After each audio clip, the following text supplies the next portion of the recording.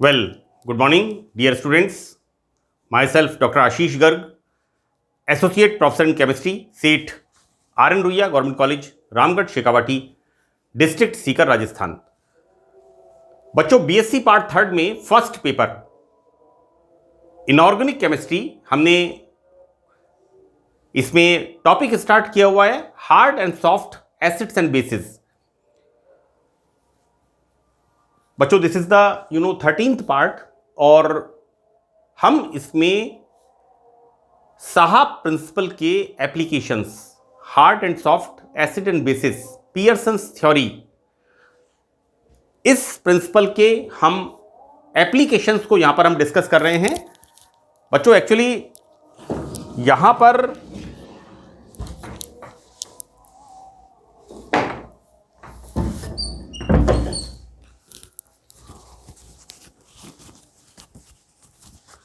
देखिए, यहां पर पार्ट 12th का जो भाग है उसे हम कंटिन्यू कर रहे हैं। बच्चों देखिए, हमने पार्ट 12th के अंदर एप्लीकेशन से स्टार्ट किए थे और वहां पर हमने देखा कि रिएक्शन होगी या नहीं होगी इस बात का पूर्वानुमान, नंबर 1। नंबर 2, उत्पाद जो बनते हैं, संकुल जो बनते हैं, उनकी स्टेबिलिटी, नंबर 2। एंड नंबर 3, हमने वहां देखा कि एम्बीडेंटेड लिगेंड्स में कौन सा atom, donor atom, bond form करेगा, राइट। तो इस बात का हम कॉम्प्लेक्सेस के अंदर पता साहा प्रिंसिपल से लगा सकते हैं। Now this is the 4th one, right. यहां बच्चों देखिए, हम चौथा एप्लीकेशन देखेंगे कि साहा प्रिंसिपल का 4th एप्लीकेशन। बच्चों, यहां पर एसिड एंड बेसिस की कठोरता का अनुमान लगाना, इट्स अगेन इंपॉर्टेंट, बहुत ही इंपॉर्टेंट चीज है कि कोई भी अम्ल या क्षार कठोर है, इस बात का हम कैसे पता लगाएंगे। तो ये भी एक साहा principle hard and soft acids and bases, इसका बच्चों एक एप्लीकेशन है। तो देखिए, यहां पर किसी क्षार बी के कठोर या मृदु होने का पता लगाने के लिए हम एक रिएक्शन, देखो बेटा, मैंने आपको ये example, this is the methyl mercury ion, right, क्योंकि ये एक बहुत अच्छा एक्सेप्टर है, इलेक्ट्रॉन एक्सेप्टर है, राइट। इसलिए इस एग्जांपल को हमने लिया है और मैंने 2 या 3 लेक्चर्स के अंदर इस बात को मैंने डिस्कस किया है और मैंने ये बताया भी है एक लेक्चर के अंदर कि why we use this methyl mercury ion, right, as a soft acid, because it is a very good acceptor, right. तो बच्चों देखिए, यहां पर एक बेस जो हार्ड है या सॉफ्ट है, हमने एक रिएक्शन लिखी है। यहां पर देखिए बच्चों, this is the BH, right. यहां पर plus this is the soft acid, right. यहां फॉर्मेशन क्या हो रहा है बच्चों, ये बॉन्ड ब्रेक हो रहा है, राइट। और क्या हो रहा है, ये this B base attach with this and formation of hard acid. अब सवाल ये उठता है कि अगर यहां पर इस बेस और एसिड में स्टेबल बॉन्ड होता तो ये बॉन्ड यहां से ब्रेक डाउन नहीं होता, राइट। तो हम यहां पर देखते हैं कि किस तरह से ये बॉन्ड टूटा, क्योंकि यहां पर मिथाइल मरकरी आयन की बेस के साथ बॉन्ड बनाने की प्रायोरिटी थी, वरीयता के साथ अभिक्रिया होती है और हमारा जो रिएक्शन है वो फॉरवर्ड डायरेक्शन में दाईं तरफ प्रोसीड होती है। तो बच्चों देखिए, यदि साम्य दाईं ओर बढ़ता है लाइक दिस, तो B एक सॉफ्ट बेस है, क्योंकि बच्चों this is the soft acid. अगर रिएक्शन ये प्रोडक्ट हमें बनता है, इसका मतलब यहां पर बेस क्या है बच्चों, ये एक सॉफ्ट बेस है, because this is the soft acid. मैंने क्लियर लिखा हुआ है यहां पर, क्योंकि यह सॉफ्ट एसिड इसके साथ क्रिया करके it forms like this, this is the ये बनाता है, राइट। तो ये बिल्कुल क्लियर है यहां पर कि हम जो रिएक्शन करा रहे हैं, हम क्या पता लगा रहे हैं कि ये बेस सॉफ्ट है या हार्ड है, राइट। हमने इसकी सॉफ्ट एसिड के साथ रिएक्शन कराई और रिएक्शन कराने पर क्या होता है, ये बॉन्ड यहां ब्रेक होता है और ये बेस इसके साथ बॉन्ड फॉर्म करता है और इस तरह से हमें प्रोडक्ट मिलता है। तो ये क्लियर है यहां पर कि ये बेस सॉफ्ट एसिड से रिएक्शन कर रहा है, इसलिए सॉफ्ट बेस होगा। बच्चों यदि साम्य बाईं ओर खिसकता है लाइक दिस, सपोज करिए this is the reversible sign, right. यहां पर ये कैसा साइन है, रिवर्सिबल, उत्क्रमणीय, हिंदी में इसे कहते हैं उत्क्रमणीय, राइट। ये रिएक्शन इस तरफ प्रोसीड होती है तो यह कठोर बेस है, क्योंकि बच्चों ये क्या कर रहा है, हार्ड एसिड के साथ बेस बना रहा है, बेस अटैच हो रहा है, राइट। तो अगर रिएक्शन इस तरफ प्रोसीड करती है तो बेस क्या होगा, it is a hard base, क्योंकि H+ होता है कठोर अम्ल, इसके साथ क्रिया करके ये बनाता है।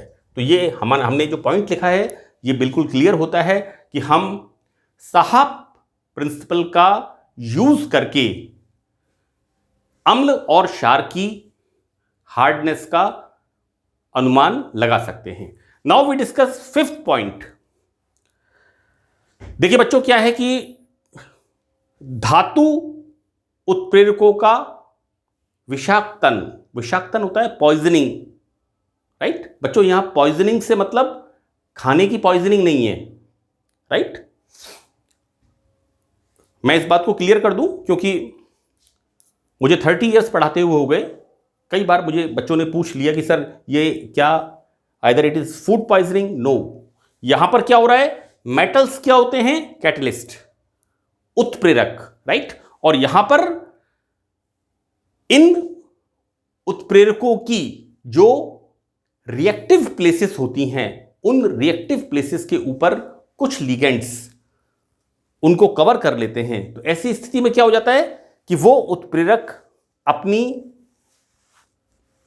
कैटालिटिक एक्टिविटी समाप्त कर देता है, उसकी कैटालिटिक एक्टिविटी समाप्त हो जाती है। इसको हम कहते हैं poisoning of the catalytic activity. मैंने यहां लिखा है बच्चों poisoning of metal catalyst, right. कि उत्प्रेरक की जो कैटालिटिक एक्टिविटी होती है वो समाप्त हो जाती है ना। तो ये पॉइजनिंग शब्द किस सेंस में काम में लिया है कि कैटलिस्ट जो एक अच्छा कैटलिस्ट होता है वो कुछ लिगेंड्स के साथ इस तरह के बॉन्ड फॉर्म कर लेता है कि यहां पर उनकी कैटालिटिक एक्टिविटी समाप्त हो जाती है। हम देखते हैं यहां पर धातु उत्प्रेरकों का कुछ पदार्थ से क्रिया करके विषाक्त होना हार्ड एंड सॉफ्ट सिद्धांत द्वारा समझा सकते हैं।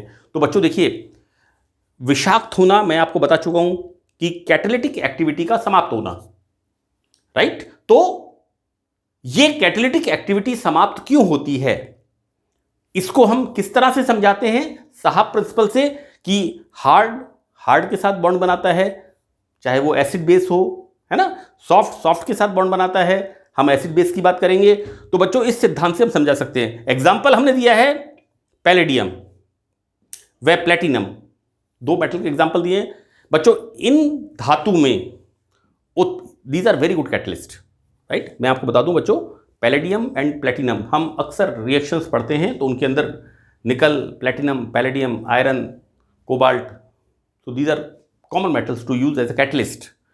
उत्प्रेरक के रूप में ये दोनों धातुएं बहुत अच्छा कार्य करती हैं बच्चों। यहां पर ये मेटल्स कार्बोनाइल, ओलिफिन्स जिनमें डबल बॉन्ड्स होते हैं, right, phosphines, right, phosphines, trimethyl phosphine, triphenyl phosphine PH3P और आर्सिन्स लिगेंड्स द्वारा विषाक्त हो जाती हैं। विषाक्त होने का मतलब क्या है, क्योंकि ये लिगेंड्स मेटल की सतह पर प्रबलता से अवशोषित होकर उनकी रिएक्टिव पोजीशंस को घेर लेते हैं। बच्चों यहां पर जो कैटलिस्ट होता है, बच्चों देखिए मैंने BSc पार्ट सेकंड में ट्रांजिशन एलिमेंट्स उसमें कैटालिटिक एक्टिविटी ट्रांजिशन मेटल्स की डिस्कस की है, राइट। और वहां पर हमने देखा है कि किस प्रकार संक्रमण धातु में जो डी कक्षक होते हैं बच्चों, डी कक्षक खाली डी कक्षक, एम्प्टी डी कक्षक, वो किस तरह से कैटालिटिक एक्टिविटी को, मेटल की कैटालिटिक एक्टिविटी को बढ़ाते हैं, किस तरह से मेटल की कैटालिटिक एक्टिविटी में भाग लेते हैं, इसको ऐसे कहना चाहिए। तो बच्चों यहां पर क्या होता है, यहां पर ये लिगेंड्स जो मेटल की रिएक्टिव पोजीशंस होती हैं उनके साथ क्रिया कर लेते हैं, और क्रिया करने के बाद क्या होता है कि मेटल एज ए कैटलिस्ट काम नहीं कर पाती, क्योंकि उन कैटलिस्ट की जो सक्रिय स्थितियां थी, जो रिएक्टिव पोजीशंस थी, उनको ये लिगेंड्स ब्लॉक कर देते हैं, राइट। तो इसको हम कह देते हैं कि कैटलिस्ट का उत्प्रेरकीय गुण, कैटालिटिक एक्टिविटी यहां पर समाप्त हो जाती है। क्लियर? तो ये पॉइंट भी हमारा क्लियर हो गया। नाउ अगेन साहब प्रिंसिपल का 6th एप्लीकेशन बच्चों, again it's a very very important, you know occurrence of the minerals, खनिजों की प्राप्ति। It's again a very interesting part. हम एक कॉमन चीज कहते हैं कि देखिए झुंझुनू में कॉपर, खेतड़ी को बोलते हैं, कॉपर बोलते हैं, वहां पर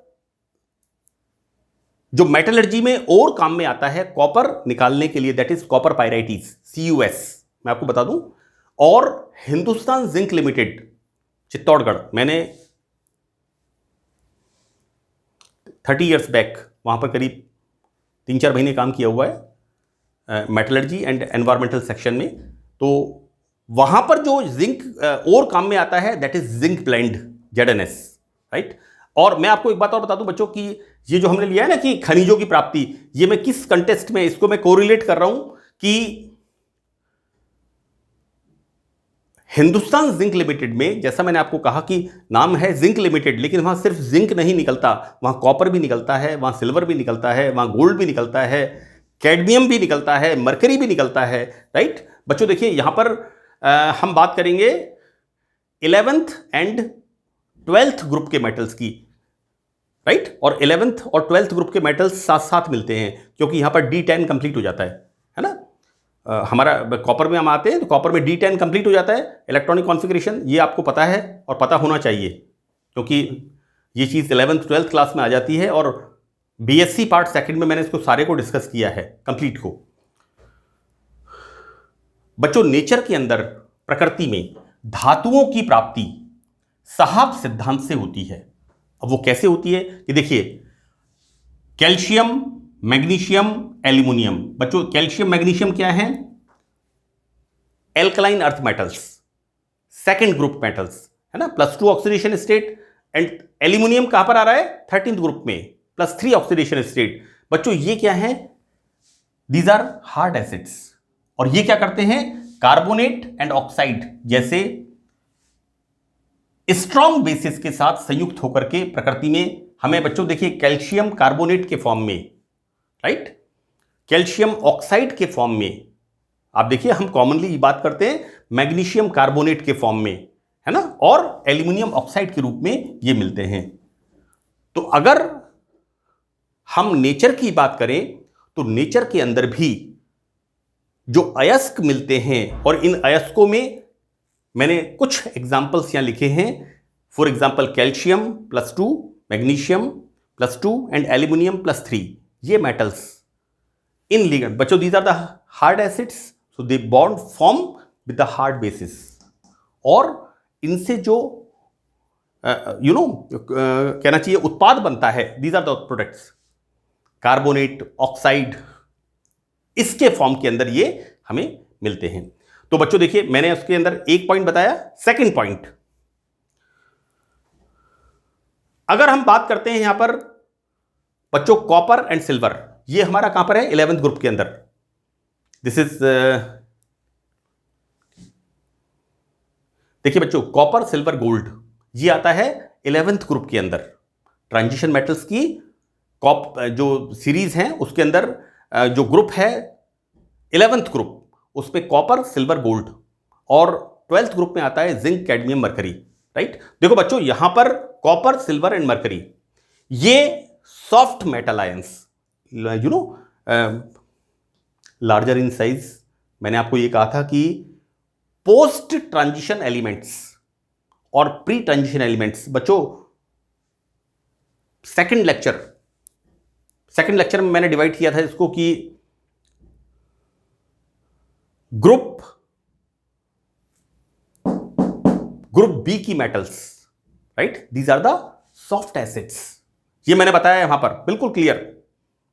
तो देखिए these are soft metal ions. अब बच्चों ये क्या है, सल्फाइड, राइट, S2- जैसे सॉफ्ट बेस ऋणायनों के साथ संयुक्त होकर प्रकृति में सल्फाइड अयस्क के रूप में मिलते हैं। बच्चों जैसा मैंने आपको कहा, copper pyrites is CuS, zinc blende is ZnS। तो ये जो साहब प्रिंसिपल है ना, इसकी नेचर भी पुष्टि कर रही है। साहब Pearson's theory it's a very good principle, इसलिए पूरा चैप्टर का नाम ही hard and soft acid in bases रखा गया है। तो बच्चों देखिए यहां पर बिल्कुल क्लियर हो रहा है। हम देखेंगे Hindustan zinc limited ZnS zinc blende, copper pyrites Khetri copper, right. तो बच्चों ये नेचर के अंदर भी इसी तरह से सल्फाइड ओर के फॉर्म के अंदर हमें मेटल्स मिलती हैं। नाउ सी थर्ड पॉइंट, बच्चों दीज आर द मॉडरेट, हम कहते हैं बॉर्डर लाइन, ना सॉफ्ट ना हार्ड।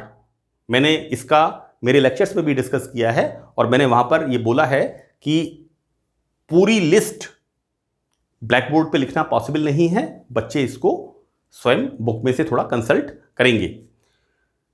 निकल, लेड एंड कॉपर, बच्चों ये क्या है, बीच वाले आयंस, हम कहेंगे इसे border line acids, not hard acids, not soft acids.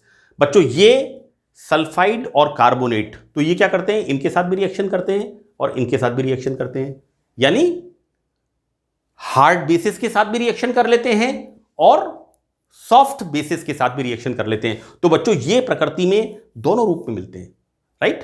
तो दोनों प्रकार के लवणों के रूप में प्रकृति में पाए जाते हैं। तो ये बड़ा एक अच्छा पॉइंट है कि occurrence of the ores in the nature, प्रकृति में जो अयस्क मिलते हैं वो भी साहब प्रिंसिपल के हिसाब से हम उनका एनालिसिस कर सकते हैं।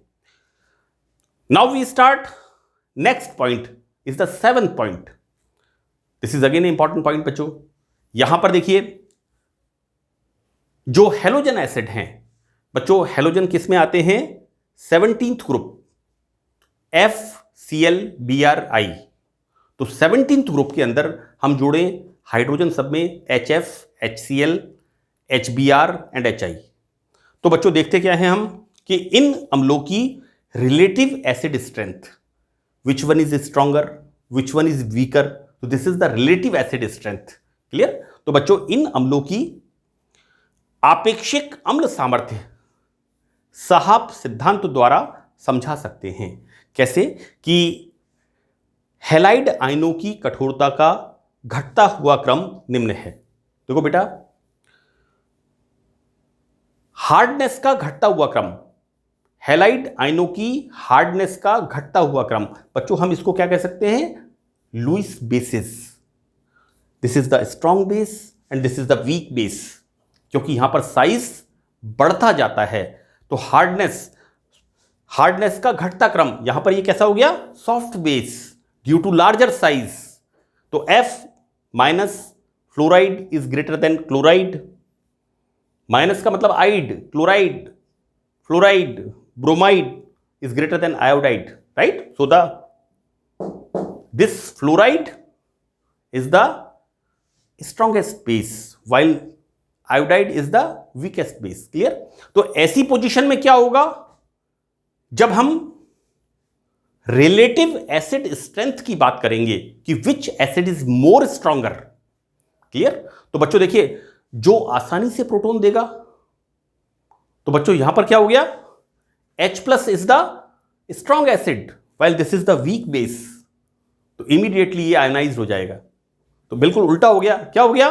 सी HF इज लेस आयोनाइज्ड होगा HF, क्योंकि H plus strong acid, F minus strong base, easily proton release नहीं होगा। तो क्या होगा यहां पर? HF is less than HCl, is less than HBr, is less than HI. This is the strongest acid, HI, right? तो बच्चों, proton H plus में एक कठोर अम्ल के साथ बॉन्डिंग स्ट्रेंथ का क्रम निम्न प्रकार होगा, यानी ऊपर वाले का उल्टा, राइट? तो बच्चों, हमने देखा कि हम किस प्रकार साहब प्रिंसिपल को यूज करके हम जो एसिड्स एंड बेसिस हैं उनकी अलग अलग तरह की प्रॉपर्टीज को हम एप्लीकेशंस को हम अध्ययन करते हैं। बच्चों, मुझे उम्मीद है कि मैं कोशिश कर रहा हूं कि मैं आपको मेरा बेस्ट दे सकूं और आप इसको अच्छी तरह से अध्ययन करें। और मैं अक्सर एक बात कहता हूं कि ये बहुत ज़रूरी पार्ट है कि आप कम से कम 2 बार या 3 बार लेक्चर्स को ज़रूर सुने, राइट? तो बच्चों, यहां पर इस सेशन में इतना ही। That's all in this lecture. Thank you.